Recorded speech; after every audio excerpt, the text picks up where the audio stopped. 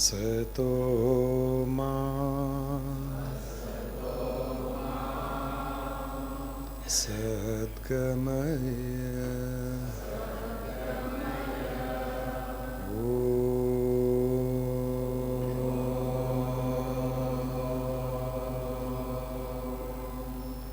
तमसो मा ज्योतिर्गमय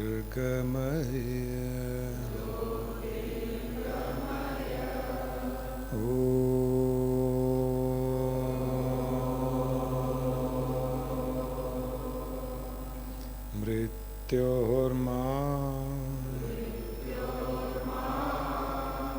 अमृतंगमय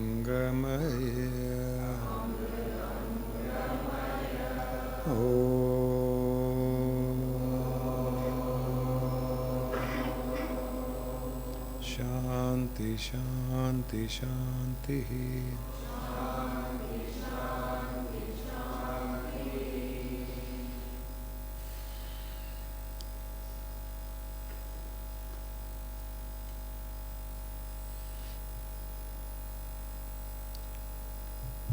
संकीर्णता में नहीं परंतु विशालता में सुख है।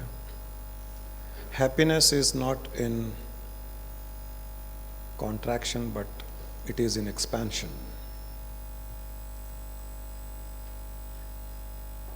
हम सबसे अधिक सुखी कब होते हैं?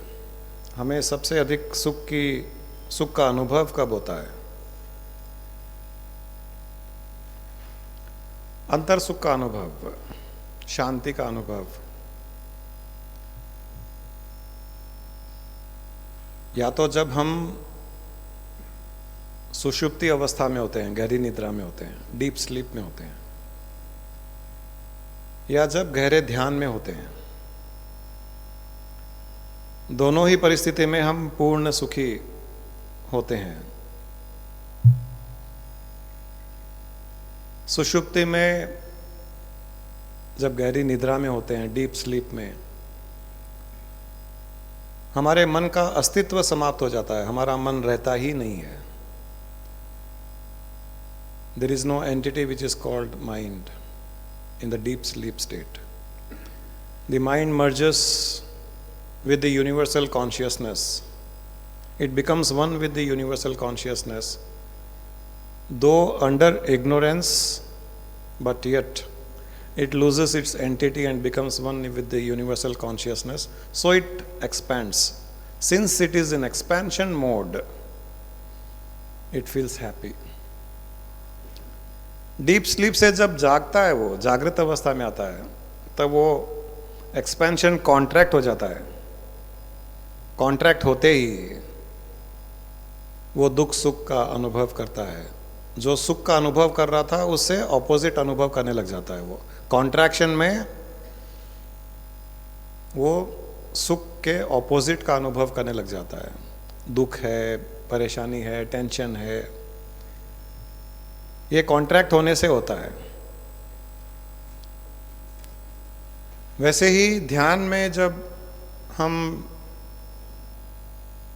निर्विचार स्थिति में हो जाते हैं, थॉटलेस स्टेट में, तब माइंड एक्सपैंड हो जाता है। Thoughtlessness means there is no mind, it's a mindless state, no mind state. मन का न होना ही एक्सपेंशन माना जाता है। और जैसे ही वापस ध्यान से नीचे आते हैं सहज अवस्था में, और हमें फिजिकल बॉडी का आभास होता है, एक्सपीरियंस होता है, उसका अर्थ यही है कि माइंड कॉन्ट्रैक्ट हो गया है अभी।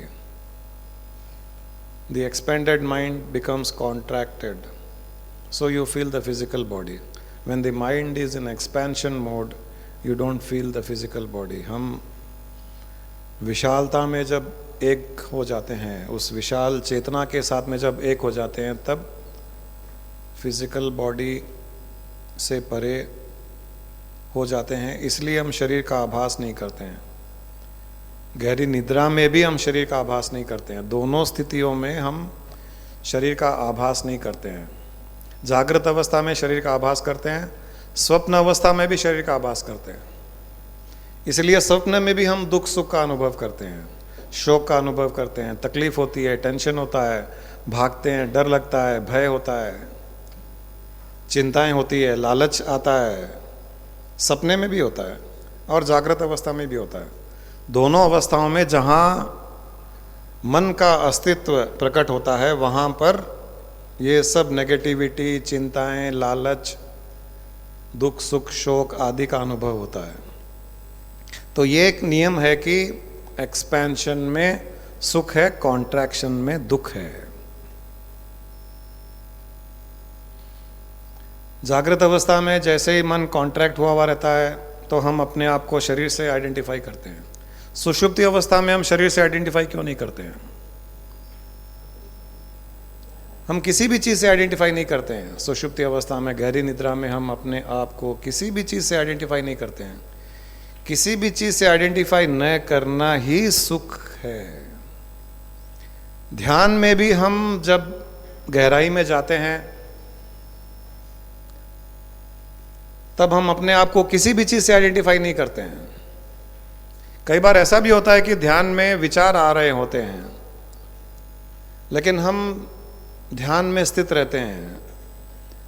कई बार हम साक्षी भाव से हम विचारों को देखते हैं।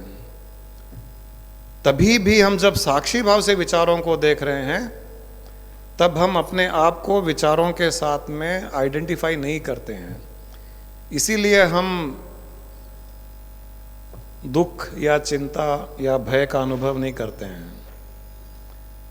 दुख, चिंता, भय, नेगेटिविटी ये सब किसी न किसी चीज से आइडेंटिफाई करने से ही होता है,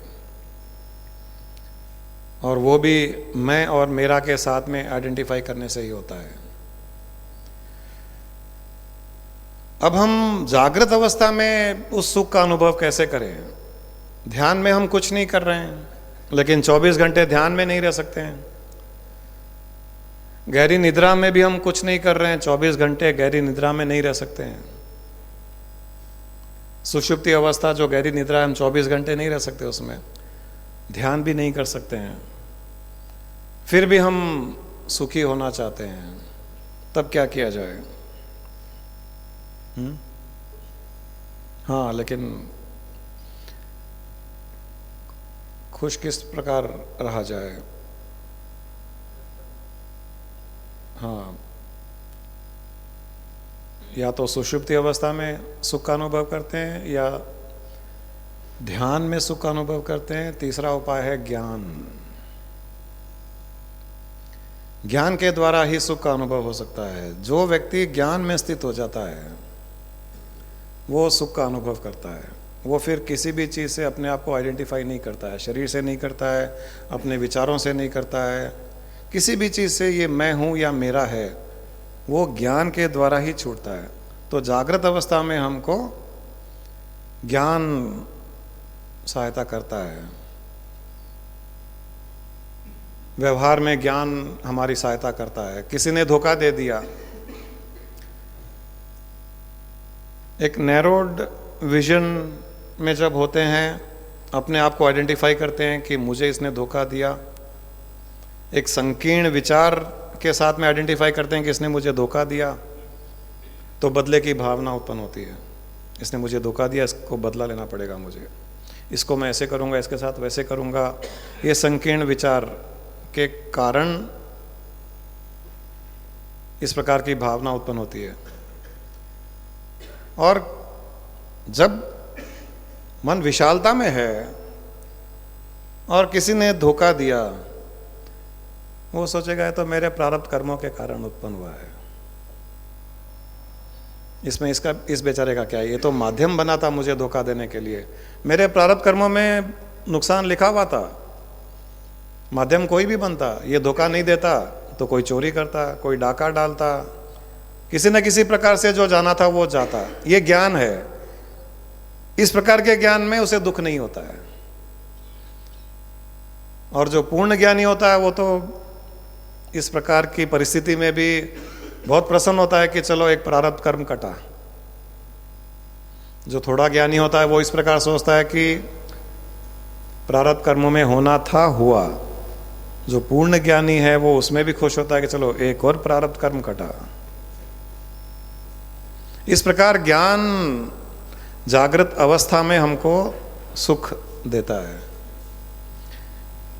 किसी ने बुरा भला कहा, गुस्सा किया, किसी बात पर क्रोध किया, संकीर्ण मन होगा तो गुस्से के अगेंस्ट में गुस्सा करेगा, बुरा भला कहा तो उसके अगेंस्ट में बुरा भला कहेगा। ये नैरोड माइंड में जब हम स्थित होते हैं तब ऐसा होता है। संकीर्णता में जब होते हैं तब टिट फॉर टैट, जिसने जैसा कहा उसे वैसा का वैसा वापस देना, संकीर्णता में होता है। विशालता में किसी ने क्रोध किया, गुस्सा किया, सोचता है कि इसके माइंड पर कोई बात का प्रेशर है, मुझसे गुस्सा नहीं है, ये अपना प्रेशर रिलीज कर रहा है। और पूर्ण ज्ञानी बहुत खुश होता है कि वाह, मैंने किसी को ऐसा स्थान दिया कि वो अपना प्रेशर मुझ पर रिलीज कर सके। अपने आप में बहुत खुश होता है। वो गुस्सा सामने वाला कर रहा है और ये खुश होता है कि देखो भगवान ने क्या स्थिति दी है मुझे कि मैं किसी के प्रेशर को रिलीज करने में सहायता कर रहा हूं। जैसे हम कोई दुखी है उसकी सहायता करते हैं तो हम खुश होते हैं ना। हम दुखी की सहायता कर करके दुखी तो नहीं होते हैं। तो हमारे सामने कोई दुखी जीवात्मा है जिसके किसी न किसी कारण से गुस्सा आया हुआ है, क्रोध आया हुआ है, चिड़चिड़ापन है और हम पर चिढ़ रहा है वो, तो उसकी सहायता करने का अर्थ है उसको चिढ़ने देना, उसको गुस्सा करने देना। हाँ, दे लो गुस्सा और दे लो, खाली हो जाओ, अपना प्रेशर रिलीज कर लो। ये किसी दुखी जीवात्मा की सहायता करनी हो गई, तो सहायता करने में तो खुशी होती है। कोई दुखी है, डूब रहा है, उसको और डुबाने में सुख कहां मिलेगा? उसको तो डूबते हुए बचाने में सुख मिलेगा।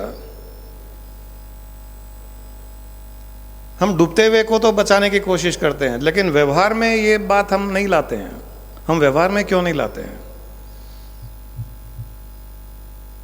कोई गुस्सा कर रहा है, कोई बुरा भला कह रहा है, अपना प्रेशर रिलीज कर रहा है, हम वहां पर उस दुखी जीवात्मा की सहायता नहीं करते हैं। तो धीरे धीरे ज्ञान के द्वारा विशालता में जाने पर हम दुखी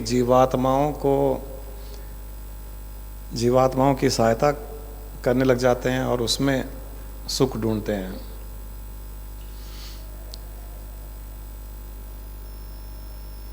देना विशालता है, देने में सुख होता है।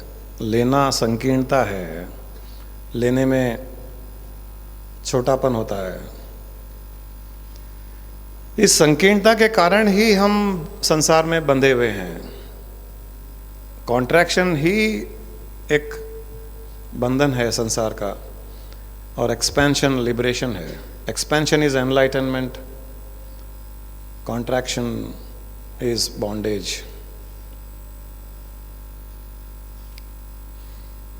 हम जिस पलंग पे सोते रहते हैं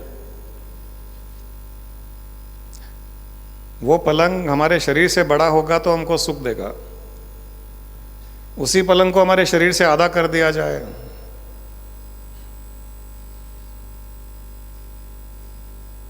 हम सो नहीं पाएंगे, वो पलंग काटने को दौड़ेगा। उसको और छोटा कर दिया जाए, 1/4 कर दिया जाए हमारी बॉडी से, तकलीफ देगा। और छोटा कर दिया जाएगा, वो शरीर में चुभने लगेगा। जैसे हमारा पलंग छोटा छोटा करते हुए छोटे करते जाएं और एक सुई की नोक के बराबर कर दें पलंग को और उसके ऊपर सो जाएं तो क्या होगा? चुभेगा। वैसे ही कॉन्ट्रैक्टेड माइंड चुभता है। इतना कॉन्ट्रैक्ट कर लेते हैं हम हमारे माइंड को, इतना संकीर्ण कर लेते हैं कि सुई की नोक के जैसे कर लेते हैं, इसीलिए वो चुभता है।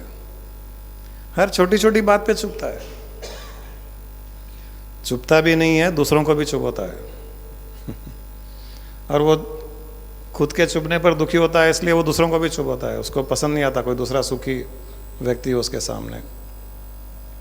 एक फूल की कली है, कॉन्ट्रैक्टेड है, वो सुगंध भी अपने में बंद करके रखी है, फूल की सुंदरता भी अपने में बंद करके रखी है। इसके लिए कली कभी भी किसी पूजा पाठ में, किसी को माला पहनाने में, किसी को हाथ में बुके देने के काम नहीं आती है। बट वही कली जब खिल जाती है, खुल जाती है, एक्सपैंड हो जाती है, तो उसके अंदर की सुंदरता बाहर निकलती है, उसके अंदर की सुगंध बाहर निकलती है।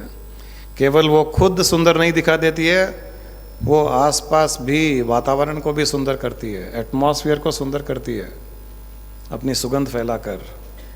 वैसे ही एक एक्सपैंडेड माइंड न केवल खुद सुखी रहता है, बट आसपास के वातावरण को, एटमॉस्फेयर को, दूसरी जीवात्माओं को सुख देता है। अपने माइंड को एक्सपैंड करना शुरू कर दीजिए। ज्ञान के द्वारा हम शरीर भाव से भी परे जा सकते हैं। ध्यान ज्ञान दोनों के द्वारा हम हर समय एक विशाल चेतना में स्थित रह सकते हैं। जो विशाल चेतना में स्थित रहेगा और ज्ञान के साथ में जीवन व्यतीत करेगा, वो कभी भी दुखी नहीं होगा, न किसी को दुख दे सकेगा। वो सुखी रहेगा, दूसरों को भी सुख देगा। और यही विशालता आपको मुक्ति, मोक्ष, एनलाइटनमेंट भी देगी। इसलिए हमारा ऑब्जेक्टिव, हमारा ध्येय, हमारा गोल लाइफ का यही होना चाहिए कि हम कॉन्ट्रैक्शन से एक्सपेंशन की ओर जाएं, और उसको व्यवहार में अप्लाई करना बहुत इम्पोर्टेंट है। जब तक व्यवहार में इस एक्सपेंशन को अप्लाई नहीं करेंगे, तब तक केवल ध्यान से कुछ नहीं होगा। ज्ञान के द्वारा उसको व्यवहार में इम्प्लीमेंट करने पर ही ध्यान में एक्सपेंशन, रियल का एक्सपेंशन होगा, और उस सर्वव्यापक ओमनी प्रेजेंट चेतना में लीन हो पाएगा। वो एनलाइटनमेंट व्यवहार के द्वारा ही शुरू होता है। तो व्यवहार में निपुणता लाने का प्रयास करें ज्ञान के द्वारा। ज्ञान यही है, लाइफ को एक्सेप्ट करते जाएं। जो हो रहा है प्रारब्ध कर्मों के कारण हो रहा है, जो हो रहा है अच्छा हो रहा है, जो हुआ वो भी अच्छा हुआ, जो होगा वो भी अच्छा होगा। ये भगवान कृष्ण ने गीता में कहा है। उन्होंने ये भी कहा है कि तुम न कुछ लाए थे यहाँ पर, न यहाँ से कुछ ले जाओगे। फिर जो यहाँ पर है उसकी चिंता क्यों करते हो, उसका शोक क्यों करते हो, उसको मैं और मेरा मान करके दुखी क्यों होते हो। हमारे सारे दुख का कारण का समाधान भगवान के इन दो शब्दों में ही आ जाता है। और ये चीज़ इतना छोड़ते ही कि जो हुआ अच्छा हुआ, जो होगा अच्छा होगा, जो हो रहा है वो भी अच्छा हो रहा है, किसी न किसी अच्छे के लिए हो रहा है, और मैं कुछ लाया नहीं, मैं कुछ ले जाऊंगा नहीं यहाँ से, सब यहीं का यहीं रह जाएगा। इतना भी ज्ञान अगर कोई अपना बुद्धि में स्थित कर ले और इस ज्ञान के बल पर ही अपना व्यवहार करे, तो व्यवहार में निपुणता आ जाएगी। इतने से ज्ञान के अलावा और कुछ ज्ञान चाहिए ही नहीं। और इतना कुछ व्यवहार में अगर आ जाए ये ज्ञान, फिर आप ध्यान में बैठकर देखिएगा। इस प्रकार के व्यवहार के पश्चात आप ध्यान में बैठिए। आप आंख बंद करोगे, एकदम उसी पल, उसी क्षण ध्यान में चले जाओगे। ध्यान में ही नहीं चले जाओगे, आप ईश्वर तत्व के साथ में एक हो जाओगे। आप गुरु तत्व के साथ में आपका योग हो जाएगा। अंदर से आनंद की स्फूर्ति आएगी आंख बंद करते ही, अगर व्यवहार में ये इम्प्लीमेंट किया तो। और व्यवहार में ये इम्प्लीमेंट नहीं किया, व्यवहार में तो मैं, मेरा, अपना ईगो, लालच, डिजायर्स, पैशंस फुलफिल किया, सब उसी के पीछे लगा रहा, तब कितना भी ध्यान कर लो उसका रिजल्ट कुछ नहीं मिलेगा। हो सकता है जितना देर ध्यान करोगे उतना देर उसका एक अच्छा अनुभव होगा, लेकिन उसका जो अल्टीमेट रिजल्ट मिलना चाहिए वो जो बीज, आम के बीज का एक बड़ा पेड़ होकर के उसके ऊपर हजारों आम लगने चाहिए, वो नहीं होगा।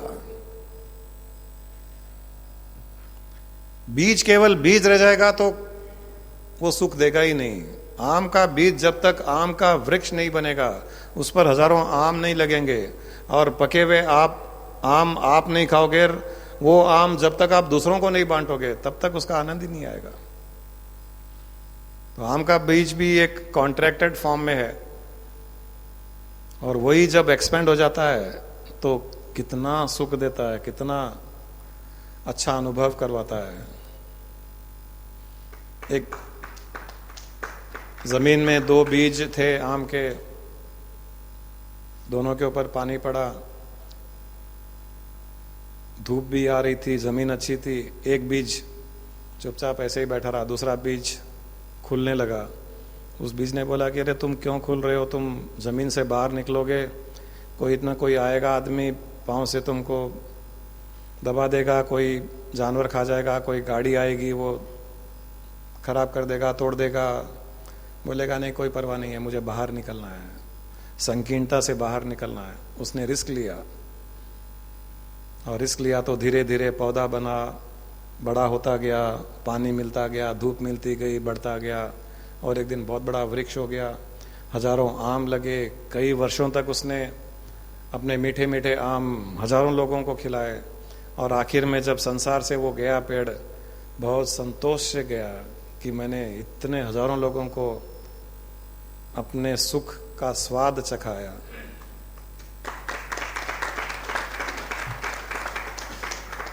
और दूसरा बीज जमीन में ही पड़ा रहा, और जमीन में पड़े पड़े धीरे धीरे वो सड़ भी गया, मर भी गया। वो भी संसार से जब चला गया तो उसे वो सुख नहीं था जो एक पेड़ को सुख था। वो बीज भी अपने उम्र के बाद, अपने समय के पश्चात संसार छोड़ के गया। दोनों में संतोष कितना किसको? Who will have the maximum satisfaction, contentment, happiness, joy, bliss? Not that seed which did not sprout, but the seed which sprouted and became a tree and gave its mango to thousands and thousands of people. We must become that kind of tree. Take that risk. Taking a risk means थोड़ा risk तो है। Risk यही है, कोई गुस्सा करेगा, आप चुप रहोगे, रिस्क है वो। लोग बोलेंगे क्या है, मर्द हो कि नहीं हो। कोई धोखा देगा, आप बोलोगे चलो मेरे प्रारब्ध कर्मों का कर्म है। लोग बोलेंगे अरे ये तो कुछ काम करने के लायक ही नहीं है, बेकार आदमी है। वो रिस्क है। एडवर्स टिप्पणियां आएगी, अरे तुम कुछ बोलती नहीं हो, हस्बैंड ऐसे चिल्लाता है, बोलती क्यों नहीं हो, बोला करो, सामने बोला करो। रिस्क है। नहीं बोलोगे, हस्बैंड बोलता जाएगा, लोग बोलेंगे तुम जितना चुप रहोगी उतना ये बोलता जाएगा, चिढ़ता जाएगा, कुछ बोला करो। रिस्क है बहुत बड़ा उसमें, उतना रिस्क लेना पड़ेगा। उतना सा रिस्क ले लिया ना, आम का पेड़ हो जाओगे। हजारों आम लगेंगे उसके ऊपर, लोग आएंगे, पेड़ पे चढ़ेंगे, आपसे भीख मांगेंगे, हमको भी एक आम दो। उसमें मजा आएगा। कोई भी वो आम के बीज से कुछ एक्सपेक्ट नहीं करता है, न भीख मांगता है, न उसको खा करके आम का स्वाद ले सकता है। वो तो जब एक्सपेंड होगा, खुलेगा, खिलेगा, तब उसका मजा आएगा।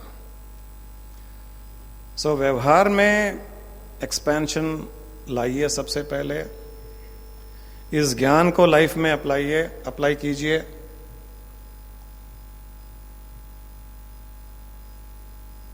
कि जो हुआ बहुत अच्छा हुआ, जो हो रहा है बहुत अच्छा हो रहा है, जो होगा वो भी बहुत अच्छा होगा।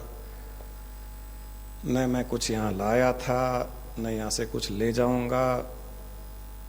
यहाँ आने से पहले यहाँ का यहीं था, यहाँ से जाने के पश्चात भी यहाँ का यहीं रहेगा।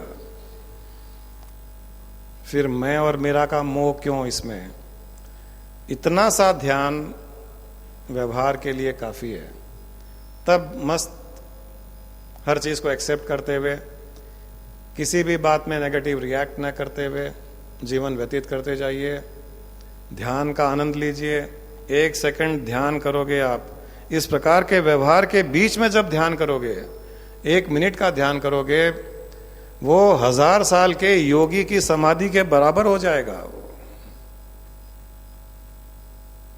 योगियों को जंगलों में, गुफाओं में इसलिए जाना पड़ा कि वो संसार में व्यवहार में निपुण नहीं हो पाए, इसलिए वहां 1000 साल जाना पड़ा। जो व्यक्ति व्यवहार में निपुण हो जाता है, उसको किसी गुफा में, किसी जंगल में, पहाड़ में जाने की आवश्यकता ही नहीं है। वो चाहे आंख बंद करे या न करे, वो तो वैसे ही समाधि में है। और इस समाधि को सबसे ऊंची समाधि मानी गई है। व्यवहार में निपुण व्यक्ति जो विशालता में स्थित है, हर प्रकार की परिस्थिति में जो मुस्कुराता रहता है, हर प्रकार की परिस्थिति को एक्सेप्ट करता है, विदाउट एनी कंप्लेन और कंपैरिजन, किसी प्रकार की चिंता भय नहीं, उसे कहते हैं सहज समाधि स्थिति। सहज समाधि मतलब मनुष्य चल रहा है, फिर रहा है, काम कर रहा है, लोगों से व्यवहार कर रहा है, बिजनेस कर रहा है, सब कुछ कर रहा है, हर कुछ करते हुए भी वो कुछ नहीं कर रहा है, वो सहज समाधि स्थिति है। ये अल्टीमेट है, ये एनलाइटनमेंट है, ये लिबरेटिंग है, ये सुख देने वाला है, ये मोक्ष है। इससे बड़ा मोक्ष, सुख और कुछ नहीं, इससे बड़ी समाधि भी कुछ नहीं। हजारों सालों की समाधि जो योगियों ने प्राप्त की, हजारों सालों के एक साधना के पश्चात वो सविकल्प समाधि, निर्विकल्प समाधि आदि का अनुभव किया, लेकिन उनको भी वहाँ से सहज समाधि में आना पड़ता है अगर पूर्ण मुक्ति चाहिए तो। हम तो सीधा ही सहज समाधि में जा सकते हैं। शुद्ध सात्विक व्यवहार, हर परिस्थिति को एक्सेप्ट करते हुए, मुस्कुराते हुए आगे बढ़ते गए, किसी को दुख नहीं दिया, खुद हर परिस्थिति में सुखी रहा, ज्ञान के द्वारा माइंड को एक्सपेंड किया, ध्यान का आनंद लिया और जीवन मुक्ति का आनंद लेते हुए अपना जीवन व्यतीत किया। खुद आम खाया और दूसरों को भी आम खिलाया। ये स्थिति बन जानी चाहिए, इसी की कोशिश करनी चाहिए, यही हमारा लक्ष्य होना चाहिए जीवन का।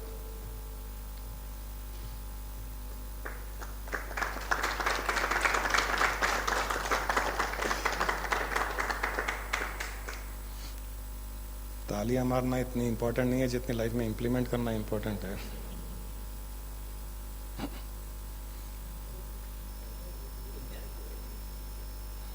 नहीं, तालियां भी अच्छी लगती है।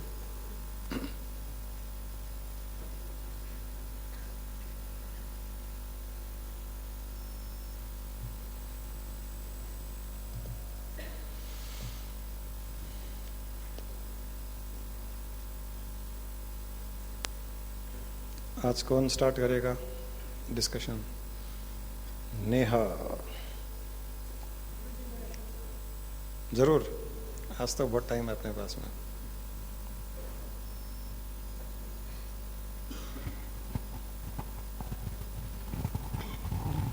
प्रणाम गुरुजी। आपने बताया था अभी कि कोई धोखा दिया तो खामोश बैठना, सह लेना, लेकिन पांडवों को कौरवों ने धोखा दिया था। जुए में पांडवों को कौरवों ने धोखा दिया था, जुए में हराया था और उनके घरवाले की इज्जत भी लूटने की कोशिश किया था।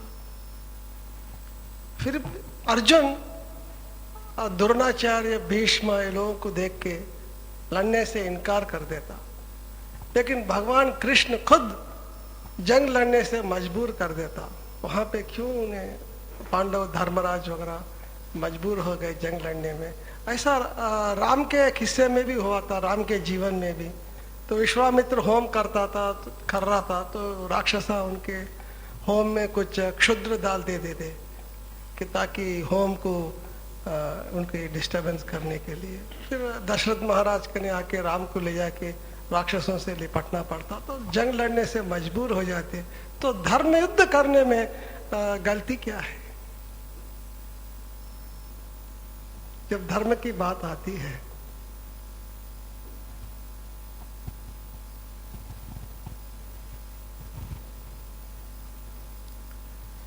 यहाँ दो इम्पॉर्टेंट बातें हैं।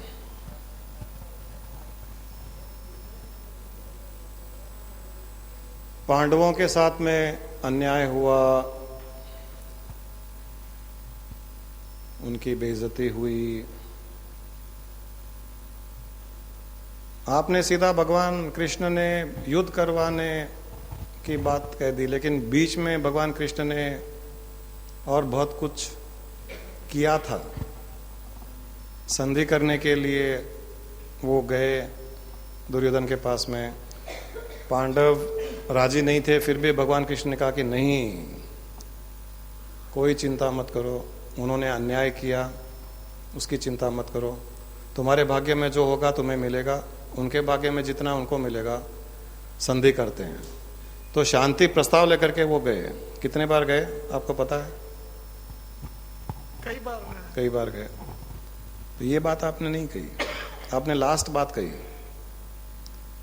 इंपॉर्टेंट बात यहां पर ये है पहले, राइट? कोई भी संत, महात्मा, एनलाइटेंड बीइंग, भगवान का अवतार सीधा किसी पर आक्रमण करने की बात नहीं करता है। भगवान राम ने भी रावण को मौका दिया कि तुम सरेंडर हो जाओ, युद्ध नहीं होगा। दिया कि नहीं दिया? उन्होंने भी सीधा युद्ध के बारे में बात नहीं की, कभी भी नहीं की। तो जो मैं भी कह रहा हूं, मैं सब यही बात कह रहा हूं कि आप शांति संधि की बात करो।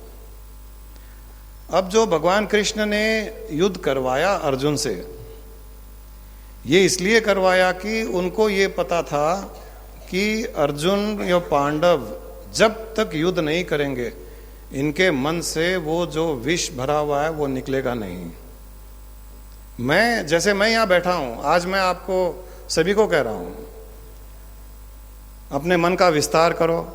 कोई धोखा दे, आप रिएक्ट मत करो, अपने प्रारब्ध कर्म मान करके चलो। कोई गुस्सा करे, आप वापस गुस्सा मत करो। ये मेरा कर्तव्य है ज्ञान देने का। मानना या नहीं मानना तो आपके ऊपर है। मैं कैसे फोर्स करूंगा कि आप मानो? कैसे फोर्स करूंगा? मैं नहीं कर सकता। जब मैं आपको फोर्स नहीं कर सकता और आपके अंदर वो कड़वाहट बढ़ती जा रही है, तब मैं आपको दूसरे तरीके बताता हूं। वहां पर दूसरा तरीका भगवान कृष्ण ने बताया, वो आपने ध्यान नहीं दिया, जो मैं आपको अभी बताता हूं। आपने किसी बिजनेस डीलिंग किसी के साथ में की, मटेरियल सप्लाई किया, उसने पेमेंट नहीं किया, ठीक है, धोखा दिया उसने। धर्म युद्ध का अर्थ यह है कि यहां पर जो लॉज हैं, लॉ ऑफ द लैंड, कि आप किसी को मेटेरियल सप्लाई करते हो और वो पेमेंट नहीं करता है, you can file A case against him. तो आप केस फाइल कर दीजिए, परंतु भावना के द्वारा मन में रिवेंज, प्रतिशोध की भावना न लाएं। मन को शांत रखें। मन में कोई हलचल उथल पुथल नहीं होनी चाहिए। मन से उसके लिए प्रार्थना निकलनी चाहिए कि ये शुद्ध जीवात्मा है। मन के किसी ऐसे विचारों के कारण, उसकी तामसिक वृत्ति के कारण, अज्ञानता के कारण इस प्रकार इसने मेरे साथ बर्ताव किया, मुझे धोखा दिया।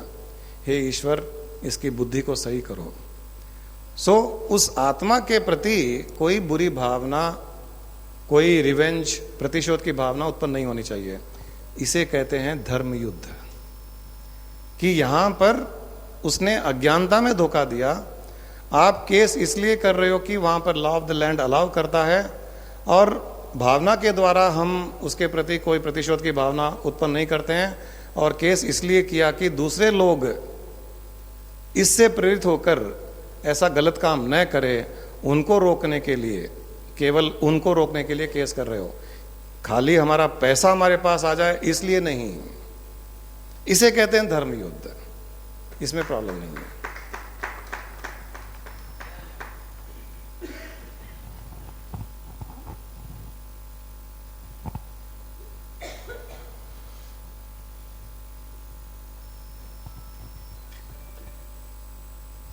पूज्य गुरुवर,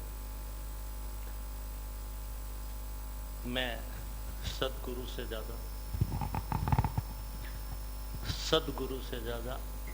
सतगुरु का संबोधन आपके लिए बहुत उचित समझता हूं। जो सत्य की राह पर ले जाता है, जो सत्य से एकात्मता कराता है, वो सतगुरु होता है मेरी दृष्टि में। और गुरुवार को अगर सतगुरुवार कहा जाए तो बहुत ही अच्छा रहता है, क्योंकि गुरुवार को ही गुरु मिलते हैं और सदगुरु मिले तो सदगुरुवार हो जाता है। और एक शिष्य और एक भक्त पागल ही होता है। जब तक वो पागलपन की सीमा को पार नहीं कर पाता, सदगुरु से उसे कुछ प्राप्त नहीं होता। तो सबसे पहले तो मैं आज आपको साष्टांग प्रणाम करना चाहता हूँ, कृपया इसके लिए आज्ञा दीजिए। मैं अपने 8 अंगों के साथ साष्टांग प्रणाम करके आपके प्रति अपनी भक्ति का निवेदन करना चाहता हूँ। फिर उसके बाद आज मेरा कोई प्रश्न नहीं है, मेरे सारे प्रश्न गल गए।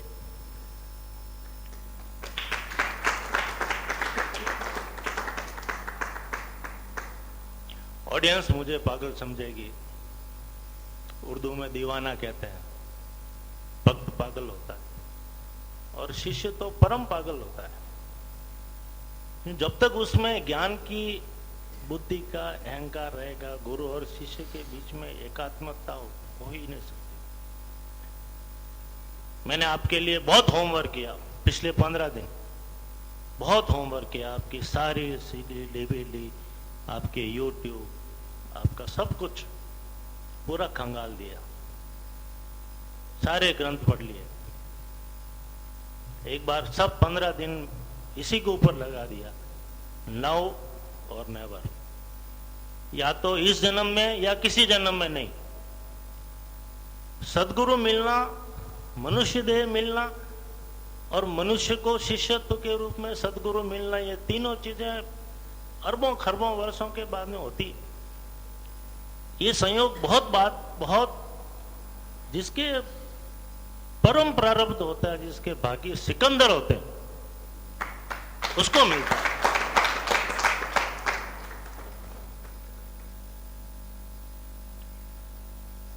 आपने मुझे 30 दिन का टाइम दिया था, आप सच मानिए मुझे 3 घंटे में ही हो गया। अरे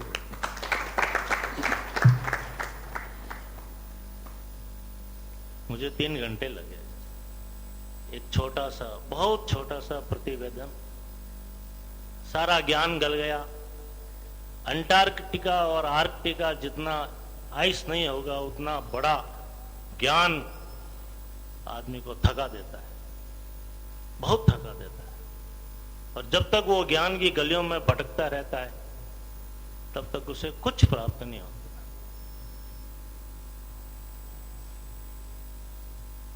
अगर ऑडियंस मेरे साथ में सहमत है कि ज्ञान से प्राप्त नहीं होगा, भक्ति से प्राप्त होगा, और भक्ति सदगुरु की भक्ति और सदगुरु की कृपा से ही प्राप्त होगा, तो मैं पहले तो साष्टांग प्रणाम करके अपना सबसे पहले एक शिष्यत्व का सबसे पहला जो कर्तव्य है वो पूरा कर। जरूर।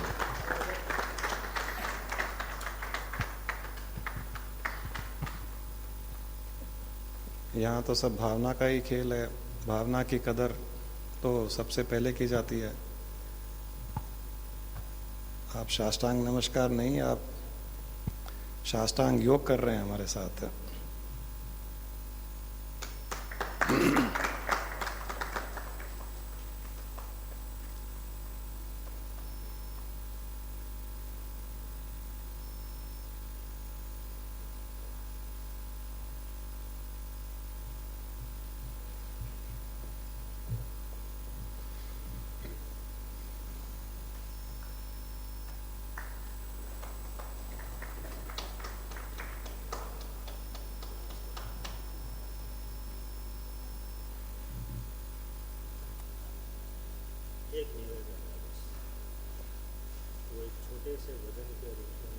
जरूर जरूर। आप हम सब ऐसे ही हैं यहाँ पर।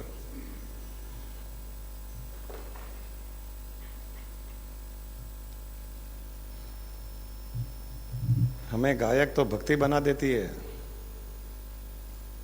विराज जी बैठिए आप।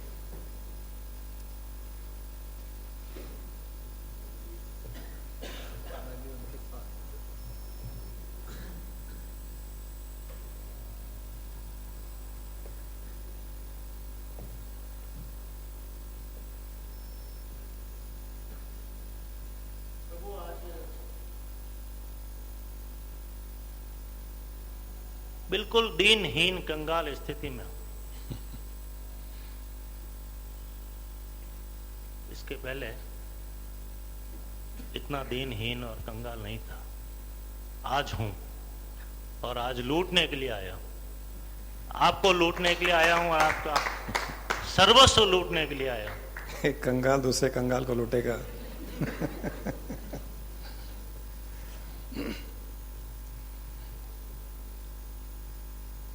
चलो दोनों मिलकर सबको लूटते हैं।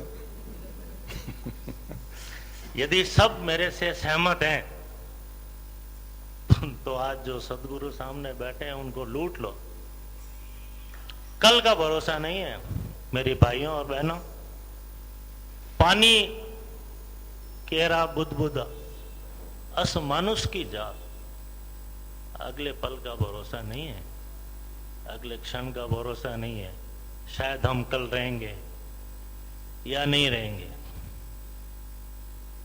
कल का किसका भरोसा है? आज, अभी अभी। और जो मेरे हृदय के भाव हैं, सतगुरु ज्योत से ज्योत जलाओ।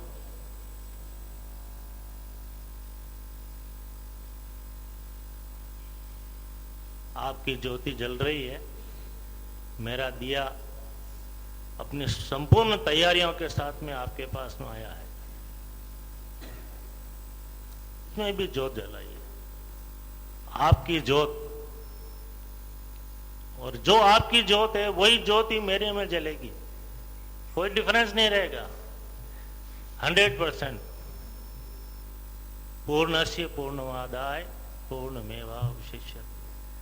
आपका जो कुछ है वो सब मुझ में आ जाएगा। 1 सेकंड लगेगा ट्रांसफॉर्मेशन के लिए। इसलिए मैंने कहा था कि मैं आज आपको लूटने के लिए आया हूं, आपका सर्वस्व लेने के लिए आया हूं। आपका जो पूर्ण है, आपका जो संपूर्ण है, वो उसी पूर्ण रूप से मुझ में ट्रांसफॉर्मेशन होगा, इस आशा के साथ। इसलिए मैंने कहा मैं लूटने आया हूं। स्विच ऑन हो गया। सतगुरु ज्योत से ज्योत मिलाओ, मेरा अंतर तिमिर मिटाओ। मेरे में ज्ञान नहीं है, अज्ञान भरा हुआ है। अंतरतम मेरा अंधकार में है, मेरा अंतर तिमिर मिटाओ। ये भजन सुनो क्या? भजन रूप में आदेश। आपके भाव पूरे उसमें, और वो सुनते सुनते ही आप में ट्रांसफर हो जाएगा जो होना है। आंख बंद करके सुन लीजिए उसको।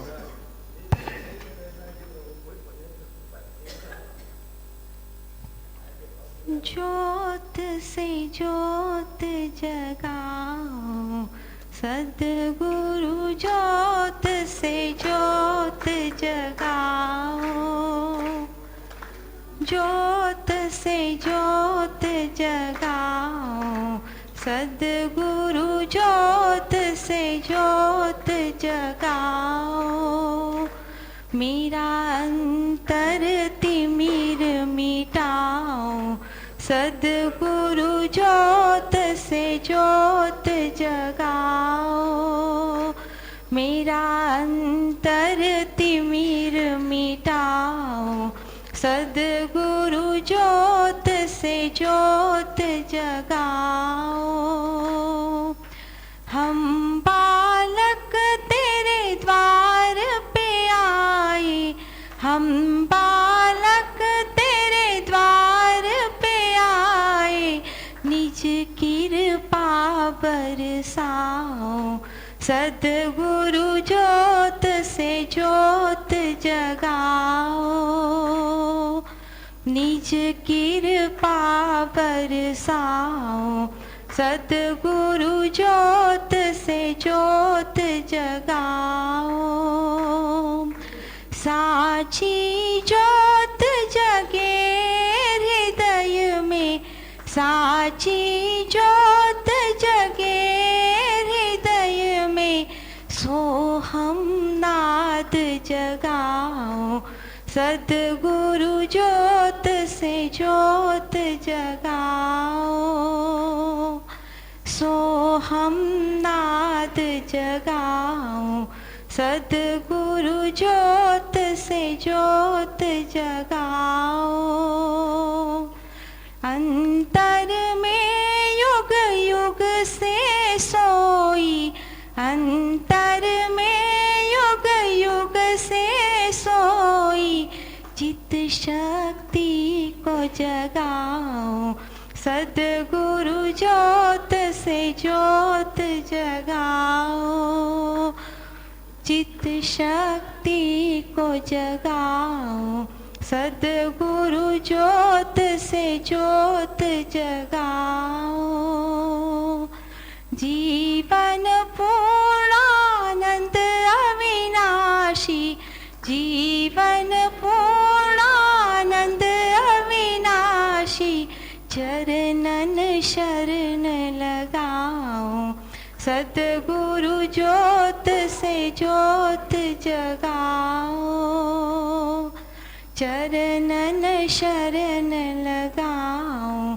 सद्गुरु ज्योत से ज्योत जगाओ।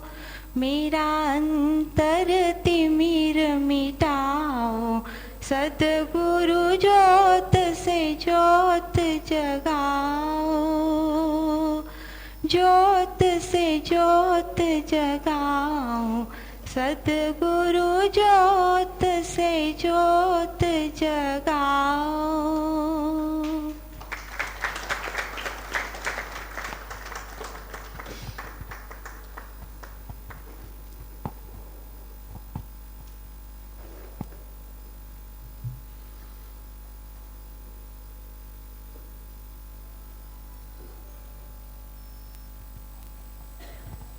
प्रणाम गुरुजी। आपने जो ज्ञान की बात की है, अनुभव की बात की है, मेरा ख्याल से आपके साथ में 5 साल हो गए हैं। जब मैं शुरू से आई थी तो मुझे कुछ अनुभव होते थे तो मैं उसमें खुश हो जाती थी। आज ये अनुभव हुआ, ये हुआ, मगर आज वो अनुभव बहुत छोटे लगते हैं। साधना में बैठती हूँ, ब्रह्मांड के भी दर्शन कर लेती हूँ, वो भी मुझे खुशी नहीं देती है, वो भी मुझे छोटे छोटे लगते हैं।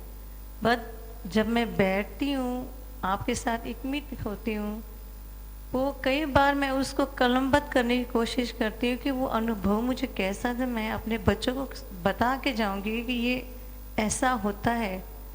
मगर गुरुजी मैं 3 लफ्ज़ से ज़्यादा लिख ही नहीं पाती उसको। जब भी मैं लिखने बैठती हूँ कि आज ये अनुभव हुआ मुझे ऐसा, मैं सद्गुरु के साथ एक हो गई थी, मैं सब कुछ भूल गई थी 1 घंटे के लिए, पर मैं उसको कलमबद्ध नहीं कर पाती हूँ। बहुत सोचती हूँ कि मैं अभी थोड़ी देर में बैठ के लिखूँगी कि मुझे कितना अच्छी फीलिंग्स, कितना ऐसा हुआ, कितना प्रेम जगा उसमें। आज मैं कहती हूँ गुरु के प्रेम के आगे कुछ भी बड़ा नहीं है। अगर दुनिया में सबसे बड़ा है वो गुरु का प्रेम है, और प्रेम ही इंसान को ऊपर तक लेके जाएगी, उसके आगे कुछ भी नहीं है। ये अनुभव भी बहुत छोटे हैं, बहुत छोटे। खंड ब्रह्मांड कितने भी दर्शन कर लो, वो कुछ भी नहीं है उसके सामने। दुनिया जैसे विशाल कहता था मुझे ये अनुभव होता, वो अनुभव तो कुछ भी नहीं है। अगर उस प्रेम में आप 1 घंटा 2 घंटा रोज बिता लिए तो मैं सोचती हूँ 1000 साल जीने के बराबर हो जाते हैं हम। और मैं कभी कभी सोचती हूँ, गुरुजी कहते हैं साक्षी भाव में देखना चाहिए इस संसार को। गुरुजी, साक्षी भाव में भी हम अपने आप को इस दुनिया से अलग कर लेते हैं, क्योंकि अंदर बैठ के देखते हैं, ये हमसे कांटेक्ट नहीं कर पाते हैं, हमारे कान इनकी बातें सुनते हैं, उनकी कांटेक्ट में नहीं जाते हैं। मगर अगर हम प्रेम भावना में बैठे रहते हैं, दुनिया के साथ हम जुड़ जाते हैं, हम एक हो जाते हैं। जो प्रेम अंदर से उभरता है वो लगता है कि सब इसमें ही है प्रेम। ऐसा लगता है सारा संसार उसका ही रूप है, ये सारा संसार ही वही है, उसके बिना कुछ भी नहीं है। कण है, मिट्टी है, पहाड़ है, पेड़ है, पौधे हैं, सब वही तो है, और सबसे बड़े आप हैं।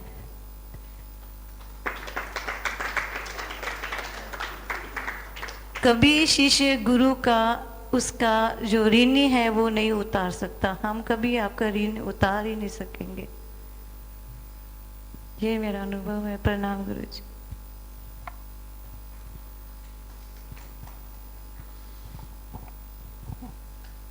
मुझे थोड़ा डर लगने लग गया है, मेरी माया को लोग काटने लग गए हैं।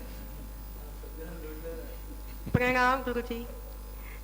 बहुत साल पहले प्रेम ही प्रेम में जीती थी मैं, पर फिर जीवन की मुश्किलें आते आते और फिर ईश्वर की इच्छा होते होते ईश्वर ने मेरी बहुत अधिक परीक्षा ली।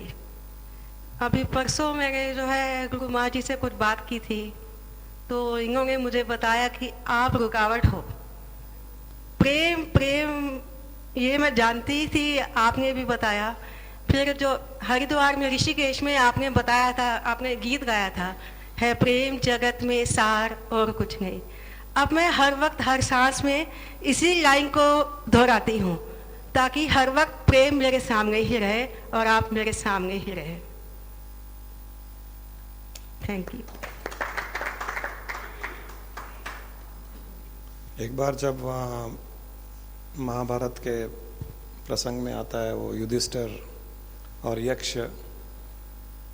के सवाल जवाब होते हैं, तो यक्ष पूछता है युधिष्ठिर को कि मनुष्य दूसरे मनुष्य से प्रेम क्यों नहीं कर पाता है। युधिष्ठिर कहता है कि वो इसलिए कि वो स्वयं को दूसरों में नहीं देख पाता है। जो स्वयं को दूसरे में देखने लग जाता है वो प्रेम करने लग जाता है।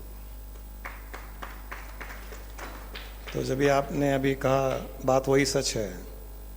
ओत प्रोत इदम खलमिदम इति ब्रह्म, कि सारी सृष्टि उस ब्रह्म से ही उत्पन्न हुई है, उस ब्रह्म का ही स्वरूप है।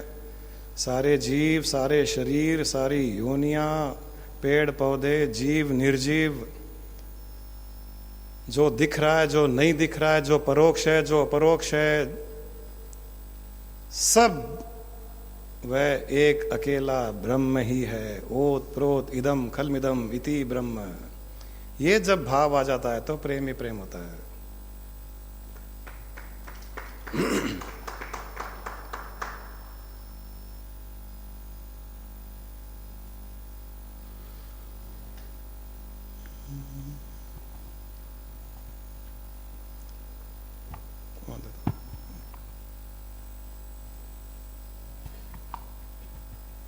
हेलो,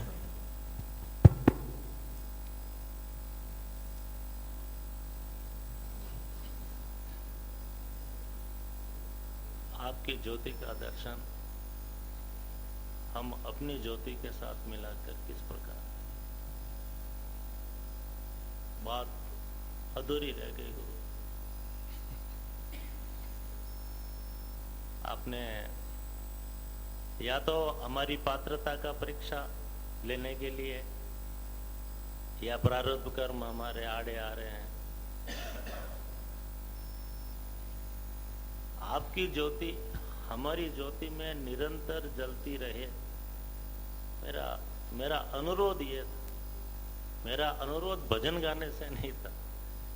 भजन तो एक भाव व्यक्त करने का माध्यम था, लेकिन अनुरोध था कि आपकी ज्योति, आपके अंतरतम में जो दिया जल रहा है, वो दिया हमारे हृदय के अंदर जो दिया है अभी जला हुआ नहीं है। आपकी ज्योति हमारी ज्योति में जले, उतरे और निरंतर जलती रहे।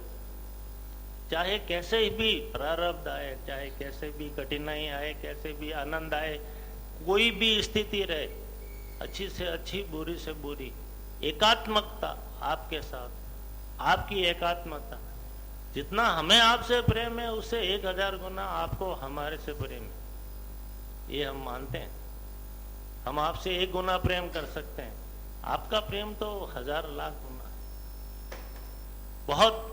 बहुत अच्छी बात है। गुरु कुम्हार शिष्य कुंभ प्यारा, घट घट खोट मिटाता रे, अंदर हाथ सहारा देकर बाहर चोट लगाता है। तो हम तो कच्चे मिट्टी के घड़े हैं प्रभु, और आप हमारे कुमार रूपी गुरु हैं। इतना ठोकते घड़े को कि एक पानी की बूंद निकलने की जगह नहीं रहनी चाहिए। ये आपकी और हमारी, आपका हमारा प्रेम, आपका प्रेम शिष्य के प्रति, कुम्हार का प्रेम घड़े के प्रति।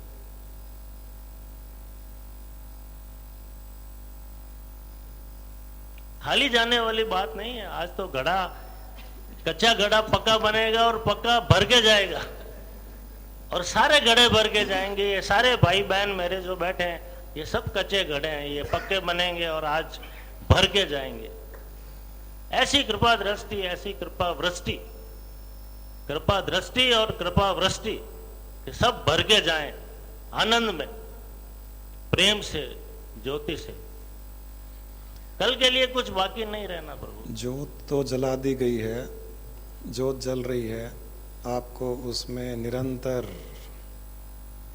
घी डालना पड़ेगा, तो वो जोत जलती रहेगी। जहाँ घी डालना बंद कर दिया, वो जली हुई जोत भी बंद हो जाएगी।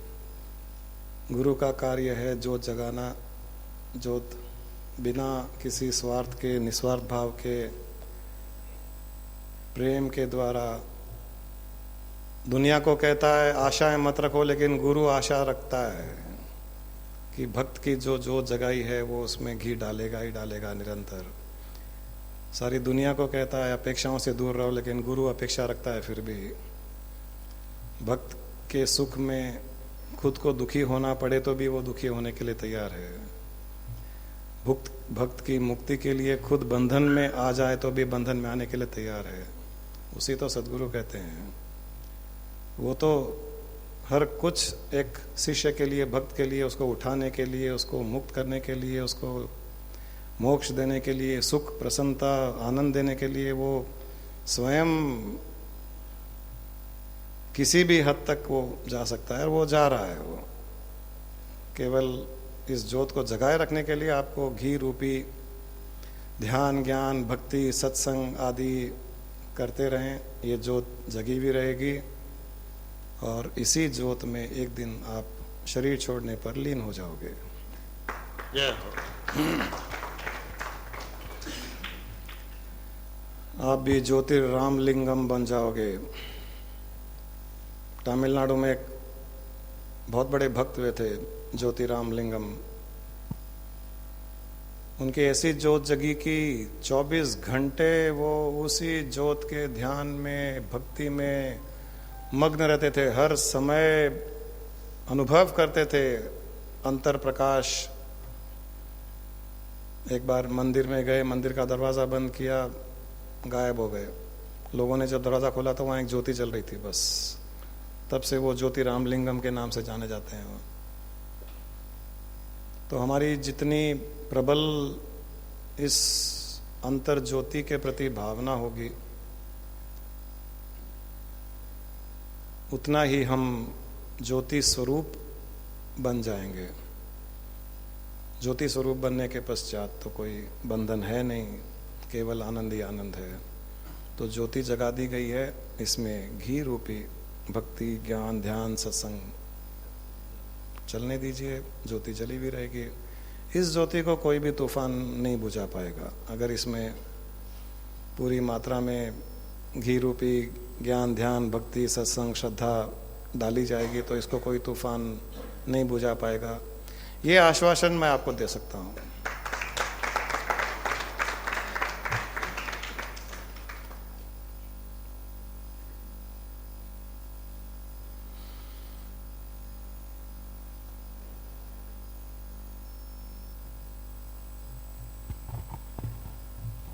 प्रणाम प्रभु। आपके आशीर्वाद से प्रेम के ऊपर एक थोड़ी छोटी सी रचना लिखी थी, आपके सानिध्य में आज्ञा हो तो। आज्ञा नहीं दूंगा तो नहीं बोलोगे क्या? नहीं मिलती।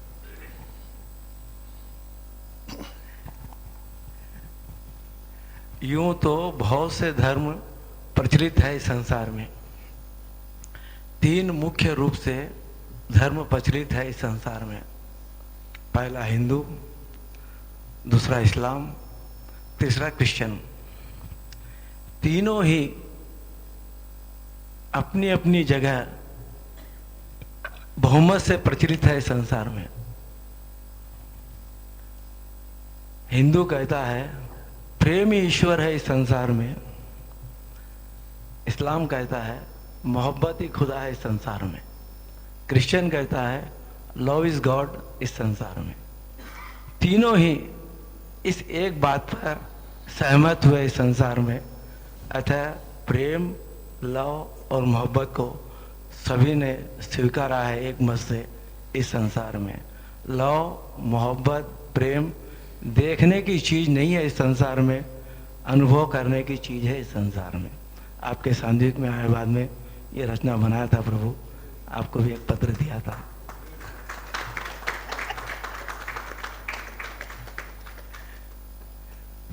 प्रेमी प्रेमी सब कहे, प्रेम न जाना कोई, प्रेमी से प्रेमी मिले तो अमृत बरसे।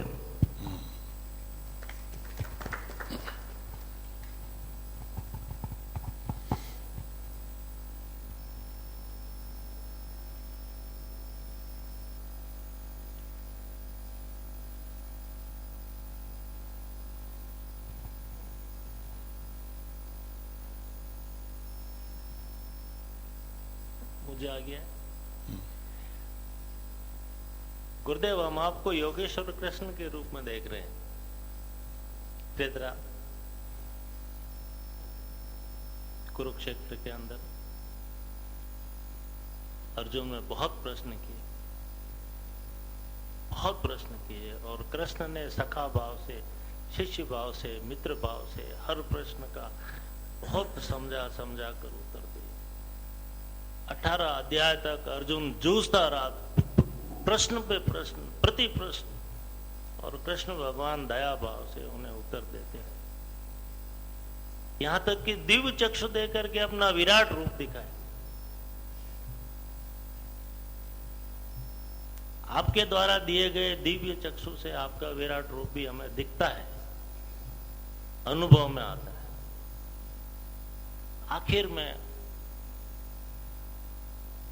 आखिर में प्रभु सांख्य योग, भक्ति योग, ज्ञान योग, सब योग के ऊपर टिप्पणियां करते करते भगवान ने अंतिम, अर्जुन को अंतिम एक ही प्रहार किया। तो हम सारो धर्माणि परित्याजेन माम एकम शरणम व्रज, हम तो हम मोक्षयिष्यामि।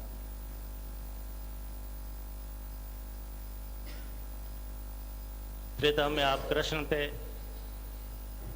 अर्जुन था। कलयुग में इस देव को अर्जुन नाम से पुकारते हैं। मैं फिर अर्जुन बन के आपसे फिर पूछता हूं, मुझे मोक्ष कब देंगे? इसी जन्म में, क्योंकि अगले जन्म से मैं सहन नहीं कर पाऊंगा।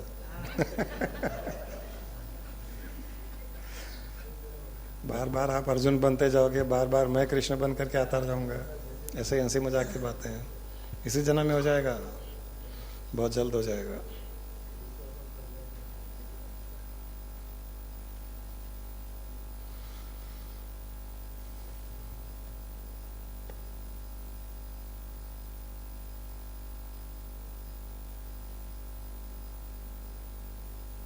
और कोई इधर?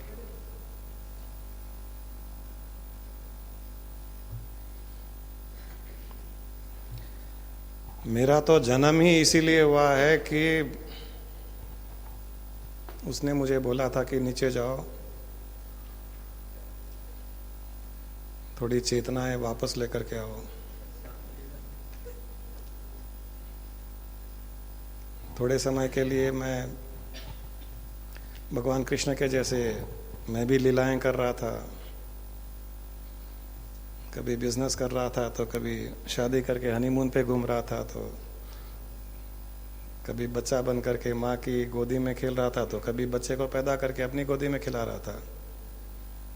और हर अवतार की अलग अलग लीलाएं हुई है।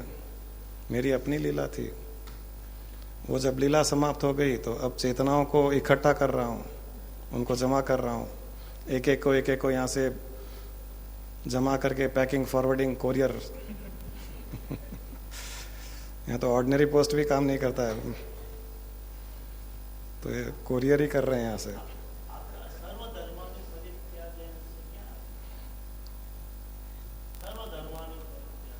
सारे धर्मों को माम एकम शरणम। कौन सारे धर्म कौन? मनुष्य के धर्म, मनुष्यता के धर्म, या योग के धर्म, या जो 18 अध्याय तक उन्होंने सारे धर्म बताए, वही धर्म। किन धर्मों को छोड़ने की कृष्ण ने बात कही? सर्वधर्मानि परित्याग। सर्वधर्माणी बहुसंख्यक है, प्लूरल है। किन किन धर्मों को छोड़ करके माम एकम शरणम ब्रज। आप गन्ना क्यों खाना चाहते हैं? गन्ने का रस पीजिए ना। हम तो यहाँ जूस पीने वाले, जूस सेंटर है। न किसी को संतरा, न तरबूज, न गन्ना दिया जाता है। यहाँ सब लेकर के उसको जूस निकाल करके सीधा जूस पिला दिया जाता है। एक की शरण में चले जाओ, उस ब्रह्म की शरण में, उस गुरु तत्व की शरण में कल्याण हो जाएगा। बाकी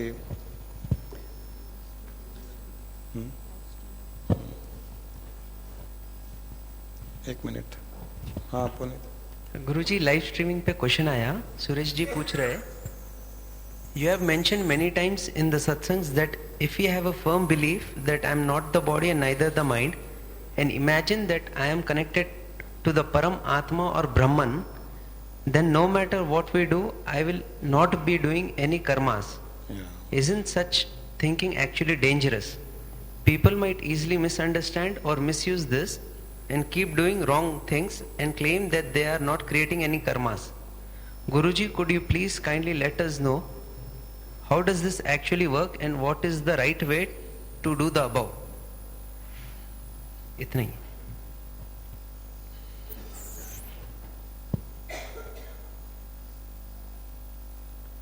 किसी भी ज्ञान को मिसयूज करना, अब्यूज करना, ये तो हरदम ही पॉसिबल था, आगे भी पॉसिबल रहेगा। उसका ये अर्थ नहीं है कि हम ज्ञान किसी को दे ही नहीं, खाली इस डर से कि कोई मिसयूज करेगा। 1000 लोग उस ज्ञान का उपयोग कर करके मुक्त हो जाएंगे, एक मिसयूज करेगा तो भी चलो हमको गवारा है, वो एक्सेप्टेबल है। दूसरी बात, इंटेंसिटी से जब मनुष्य ये सोच लेता है कि मैं शरीर, मन, इंद्रियां, बुद्धि नहीं हूं, मैं परम आत्मा हूं, मैं परम चेतना हूं, वो चाहे तो भी बुरा कर्म, गलत कर्म, पाप कर्म नहीं कर सकता है। इसलिए उसका कोई भय नहीं है।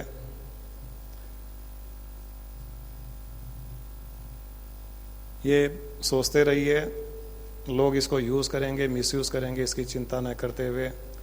न्यूक्लियर फ्यूल है, न्यूक्लियर फ्यूल से पावर जनरेट होता है, हजारों लाखों घरों में बिजली पहुंचती है।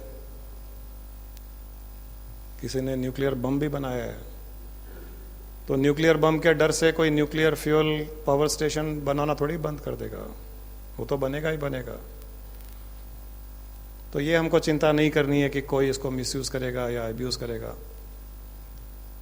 हमको सही मार्ग मिल गया, हमको इसी मार्ग के आगे बढ़ना है। अहम ब्रह्मास्मि, मैं ब्रह्म ही हूं। और कुछ है क्वेश्चन वहां पर Puneet?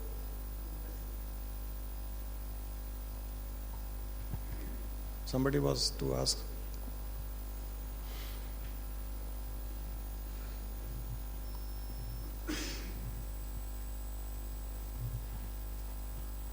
Guruji, I might sound a little crude while asking this, but what I feel is that love it suits only for realized beings, not for ordinary, not for common man, because they are limited. They are themselves so much with fear or other things. They are limited beings, and love is like it cannot be caught. It cannot be put into limits. So I really don't think so that this love word which is used is really suitable for us. It is not true. The fear which you have, the fear which a common man has, the anxieties with which a common person lives his life, and all kinds of worries he has, is only and only because he is devoid of love. He is devoid of love, that pure love. If there's pure love imbibed in the person, he lives love, he sleeps love, he eats love, he talks love, he acts love and reacts love. Worries, anxieties will have no place in his life, for sure. But because he has not tasted that situation where he is able to emanate that love, irrespective of the troubles in life and miseries in life, so he is not able to take the risk of something else. He is caught in such a vicious cycle that he is not able to think beyond that. And if you really want to be successful, you want to achieve something bigger than your present difficulties and miseries, you have no other option than to take risk. And here the risk is only love. Love is positivity, love is equality, equanimity, love is about giving, love is not about receiving. Love has no conditions that only if I live in a big house, in a car, if I have a big family, or everybody loves me, I should love. That is not love. That is attachments with all expectations. Love would mean you just love. And tomorrow, with all the difficulties, miseries in life, you might have to live on the footpath. Yet you continue to love. That is called real love. But if it is attached with all materialistic expectations, desires, then a real, genuine love cannot emanate from the heart. Guruji, as a child, when everything seems to be so beautiful, we are loved, and so we also give back in the same way. But as we grow, as the life proceeds, that's the problem. Everything looks trading. Nothing, every relation looks That is trading. why I keep saying, don't grow old, don't get matured, continue to remain a child. बच्चे बन के रहो, बड़े मत बनो. If you continue to remain like a child and be like a child, problems will automatically get solved. Nobody will torture you, nobody will disappoint you, nobody will hate you, nobody can. And whatever responsibility you have taken on your head, somebody else will take. The load of responsibility will shift on somebody else if you become a child. The problem is, you have grown up. That is our problem. So you can go back to your being a child. Your problem will get solved. And that is possible. It can be practiced. Really, people will not say be sane, act. How can they be? How can they be? behave People act sensibly. differently with grown-ups and with children. There's an attitude, a different attitude is there. If you are bindas, if you are unbothered of anything, you accept everything, people may slap you, may abuse you, and you continue to remain happy, joyful. only for some time till they test you that have you really become a child or you are acting like a child. Till then you have to bear that pressure. But once they are sure that you have really become a child, then their attitude will change, for sure. So it's the onus is on you, whether you are able to pass the test. Since you cannot pass the test, since you have no confidence that you can become a child, you continue to remain grown up. Now when you continue to remain grown up, let us talk like a grown up child. Forget of this love for the time being. Then what needs to be done? If you are in difficulty, you have problems in life, then what needs to be done? Either you continue to remain depressed, disappointed, keep crying, keep worrying, keep suffering. You have choice. If you think and believe that by remaining worried, by remaining under anxiety, your problem will get solved, please continue to be that. But if you feel that it is not helping you out, then take a risk. Drop these worries, gift it to the God. Let anxieties be gifted to the God. Tell Him you are the best entity to take care of these things. I am incapable of handling these worries, anxieties, fear, etc., etc. You please take care of them and relieve me. Sleep well. Chances are very high that you will get out of problems very soon. Chances are very high that there will be a turnaround in your life. Secondly, in any case, you must believe that in this creation nothing is permanent, nothing is static. Everything is changing.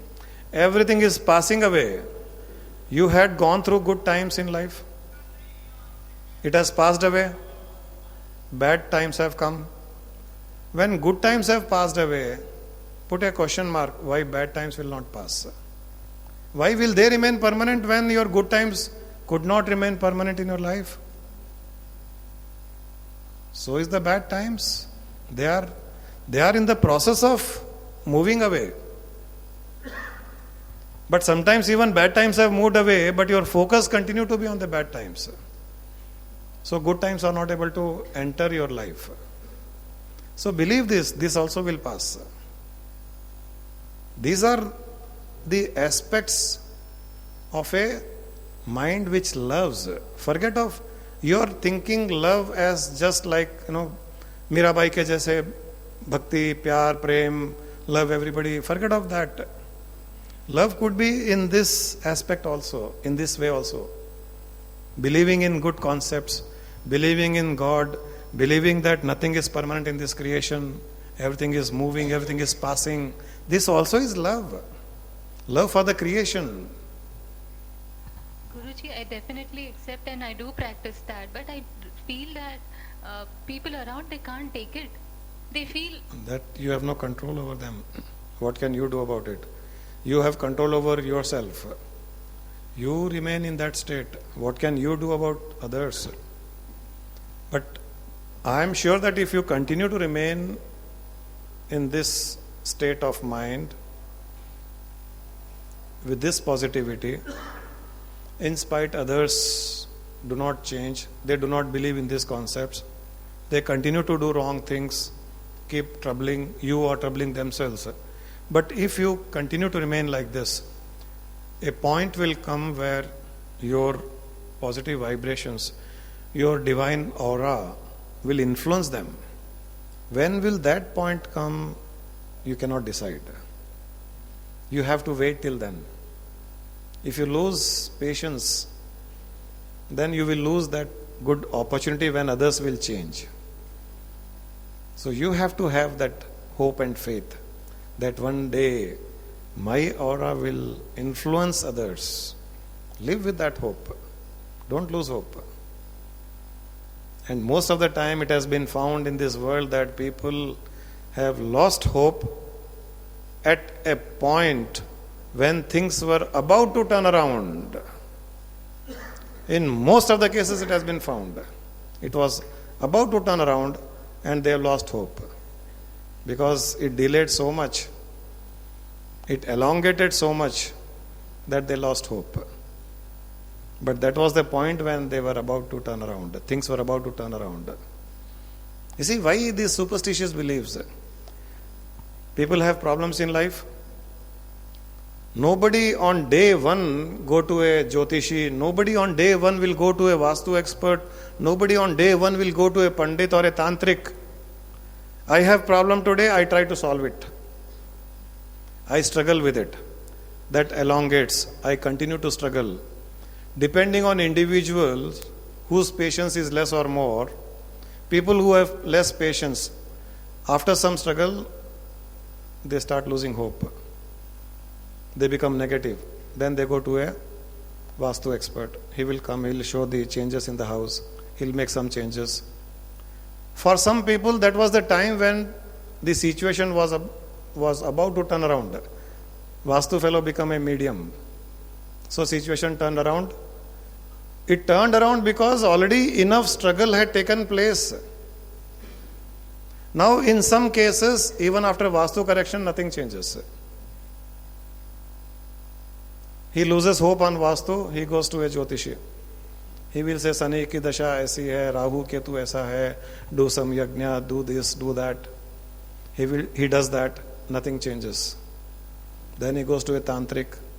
He will say, शमशान घाट में जाके ऐसे करो, मुर्दे को पानी पिलाओ, चींटियों को ये खिलाओ. और वो चींटियों को चीनी खिलाते थोड़े दिन में टर्न अराउंड हो जाता है. वो बोलता अरे वाह, चींटियों ने कमाल कर दिया. The time had come for the situation to turn around. So superstitious beliefs comes into our life. It all depends on how much you are able to have patience, how much you are able to keep your hope intact. There is no time limit.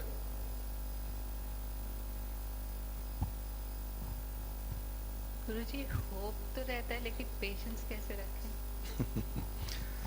Hope नहीं है इसीलिए patience lose कर देते हैं. And there's no alternative to this. What can one do? Then next alternative is, okay, forget of hope, forget of patience. See, you're talking on behalf of somebody. It will not solve. That person who has created problem has to get out of it. They need to go to experts. Forget of this bhavna, forget of God, forget of the everything else. At least if the person who's in problem, if he goes to an expert, the expert will guide him, okay, do this, try this, things will be all right. A person who has experience in business, a person who has experience in trade will be able to guide. There are many avenues available. We are talking of spiritual avenue here. There are worldly avenues available. There are intellectual avenues available. And if somebody doesn't want to try any of these avenues, what can you do? Even Lord Krishna was tired of giving wisdom to Duryodhan. And Duryodhan, in the last visit of Krishna, he told very clearly that whatever you are telling me, I know that I have done wrong.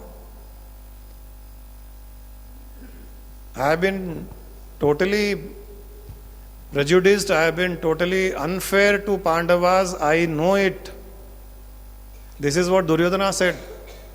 So please don't tell me that I have done wrong. When I know I have done wrong, what is that you are telling me that you have done wrong? But I am not able to change my mental pattern. I am not able to come out of my selfish interests. And I am not able to give back whatever I have taken from Pandavas. So please don't tell me what is right, what is wrong, because I know I have done wrong. If you want to set right things, please change my mind. Problem will get solved. Krishna said that I cannot do. I can only show you the path. You have to follow. If you cannot follow my advice, nobody can help you. Then the ultimate result of that is destruction. And that is what happened. So if people around you are not able to explore the avenues available to them, do not want to get out of all this, then the destruction is written on the wall. Nobody can help anybody. And others can only pray. You can pray, I can pray, everybody sitting here can pray for everything becoming all right.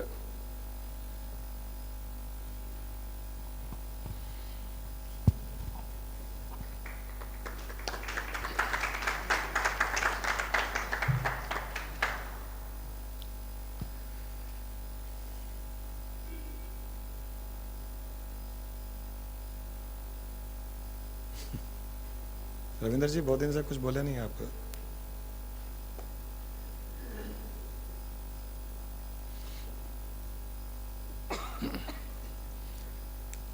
तो आज के session को विराम दें यहाँ पर। Interval ही हम कहते हैं, एंड नहीं कहेंगे, क्योंकि एक छोटे से ब्रेक के बाद फिर मिलते हैं। हमारा छोटा सा ब्रेक 7 दिन का ही तो ब्रेक है। तो इंटरवल में चलिए, पॉपकॉर्न खाइए, कोल्ड ड्रिंक पीजिए, पिज़्ज़ा खाइए, समोसा खाइए, थोड़ा सा मस्ती कीजिए, थोड़ा सा रिलैक्स हो जाइए, ये सब बातों से हटके दूसरी बातें कीजिए। इंटरवल में हम जब जाते हैं तो यहाँ की वहाँ की दूसरी बातें करते हैं, संसारिक बातें। फिर आ जाइए, फिर तैयार हैं अपन, movie will carry on, continue. So अपनी मूवी फिर अपन चलाते हैं इंटरवल के बाद में। जब तक आप लाइफ को एंजॉय कीजिए, आपको जो करना है कीजिए, कोई चिंता मत कीजिए, हम यहाँ बैठे हैं।